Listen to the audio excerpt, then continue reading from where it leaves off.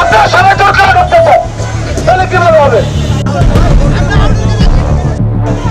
রাতে জেগে থেকে গাড়ি পাহারা দেওয়া, সকাল পর্যন্ত অপেক্ষা করা, রাত্রের 11টার সময় সিরিয়াল দিছি, এখনো তেল পাচ্ছি না। দুপুর গড়িয়ে যায় যখন, তখন তো ওই লোকটার আসলে কতক্ষণ সম্ভব? খাওয়া নাই, ঘুম নাই, কিনি কিছুই নেই, সব বিকেটে পড়ে বসে রাস্তায়।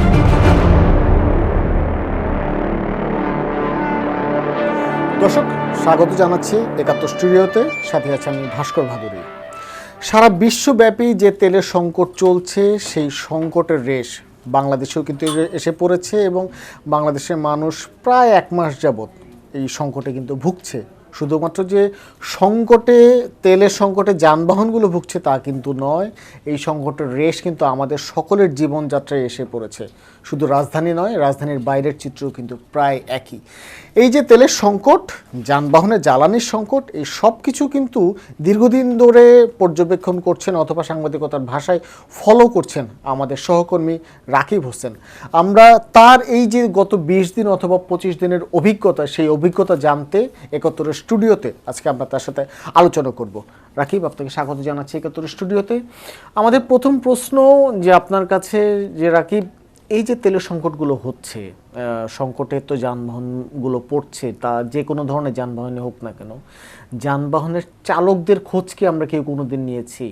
আমরা যদি প্রাথমিকভাবে চালকদের খোঁজগুলো একটু আনতে চাই, আপনার কাছ থেকে জানতে চাই। প্রথমে যদি বলি যে এই যে রাজধানী জুড়ে, সারা শহর জুড়ে যে বাইক শেয়ারিংয়ের যে সকল রাইডার ভাইরা রয়েছে, তাদের কি অবস্থা যদি আপনি একটু বলেন আমাদেরকে। যারা বাইক রাইড করছেন, শুরুর দিকে আসলে তাদের মধ্যে একটা হাহাকার ছিল যে তাদের তো আসলে প্রতিদিন বাইক চালাতে হয়, যতটুকু চালাবে ততটুকুই তার ইনকাম। সে কিন্তু বসে থাকলে তার ইনকাম নাই, সে বাইক যখন চালায় তখনই তার ইনকামটা আসে। তো সেই জায়গা থেকে তার তীর লাগবেই। তো সরকার যখন আসলে রেশনিংটা শুরু করে, তখন তারা একটা বড় ধরনের ধাক্কা খায় যে 500 টাকার তেল বা 300 টাকার তেল একটা পাম্পে দিচ্ছে, আবার অসংখ্য পাম্পে তেল পাওয়া যাচ্ছে না। তখন তাদেরকে কি করতে হচ্ছে, ওই 300 টাকার তেল নিয়ে একটা ট্রিপ বা 2টা ট্রিপ মারার পর আবার লাইনে দাঁড়াতে হচ্ছে। এবং এক পর্যায়ে যখন সরকার রেশনিংটা তুলে দিল, তখনও কিন্তু আমরা দেখেছি যে আসলে ডিপো থেকে পেট্রোল পাম্পগুলো সরবরাহ না পাওয়ার কারণে ওই রেশনিং কিন্তু অঘোষিতভাবে চলছিল। চলার কারণে কি হয়েছে, আমি দেখেছি যে আমার ক্যামেরায় অনেকবার আমি ধারণ করেছি যে অনেক বাইক রাইডার বাধ্য হয়েছেন যে বোতলে তেল ঢুকাই, আবার টাঙ্কিতে তেল নেওয়া। বাইক রাইডারদের কথা শুনলাম, একই সাথে ঢাকা শহরের ব্যক্তিগত গাড়ির সংখ্যাও কিন্তু কম নয়, প্রচুর সংখ্যক ব্যক্তিগত গাড়ি রয়েছে। সেই ব্যক্তিগত গাড়ি তেলে চলে, সেই সংখ্যাও কম নয়। সেই সকল চালকদের কি পরিস্থিতি? আজকে আপনার একটি রিপোর্টে দেখলাম যে আগের রাতে এসে ঘুমিয়েছেন, একটু যদি আমাদের বিস্তারিত জানান। এরকম অসংখ্য ঘটনা আছে। আজকের একটা ঘটনা বলি, যে উনি হচ্ছে একটা বেসরকারি কোম্পানিতে চাকরি করেন। তো উনি গতকালকে দুপুর 12টায় সিরিয়াল দিয়েছেন, একদম শেষ দিকে, ওই ফিলিং স্টেশনের শেষ দিকে, প্রায় 700-800 গাড়ির পেছনে উনি অবস্থান নিয়েছেন। পরে সিরিয়াল ধরে আসতে আসতে একটা পর্যায়ে এসে রাতের 1টা কিংবা 2টার দিকে তেল শেষ হয়ে গেছে ফিলিং স্টেশনে। এখন ফিলিং স্টেশনের কথা হচ্ছে, ভাই তেল শেষ, আমি কোত্থেকে দিব? তো যারা সিরিয়াল আছে এখন তারাও মেনে নিয়েছে বাস্তবতা যে তেল শেষ, এই লোকটা কোত্থেকে দিবে। তো ওনারা বাধ্য হয়ে ওখানে কিন্তু রাত্রি যাপন করতে হয়েছে। এখন দেখেন, রাস্তায় রাত্রি যাপন, এবং গাড়িতে কিন্তু সবার গাড়িতে এসি আছে, কিন্তু চালানোর সে সুযোগ নেই, কারণ জ্বালানি তো নাই। সে এসিটা কিভাবে চালাবে?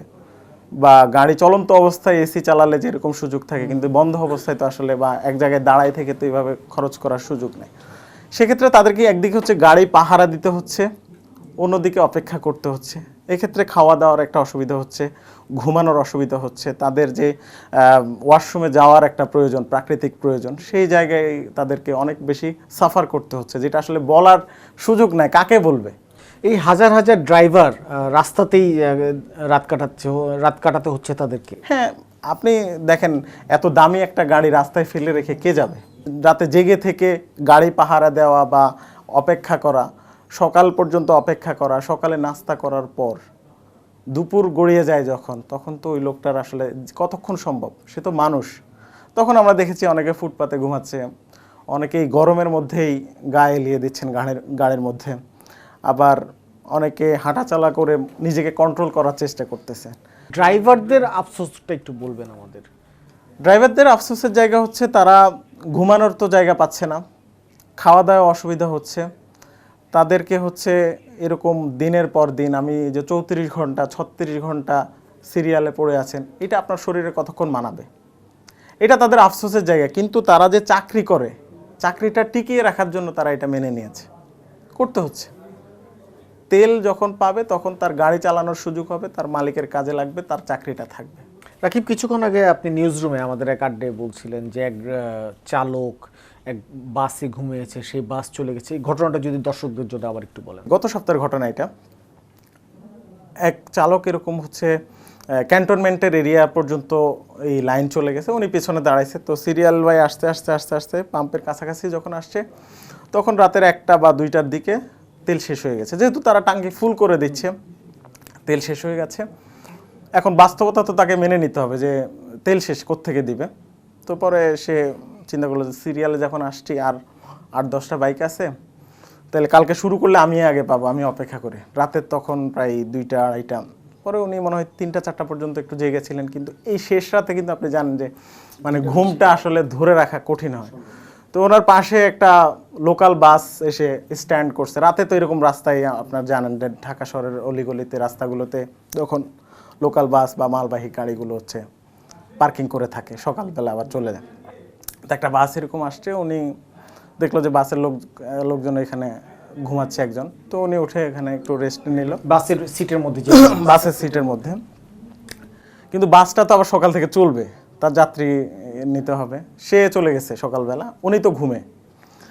তো আমি যখন দুপুর, ওই বাস যাত্রী সহ ওই ড্রাইভার সহ চলে গেছে? হ্যাঁ হ্যাঁ, যাত্রী তো ছিল না, মানে ওই বাইকের চালক যিনি ঘুমিয়ে আছেন, বাসের চালক তো এটা খেয়াল করেন না। সকালবেলা প্রয়োজন হয়েছে, সে ট্রেনে চলে গেছে।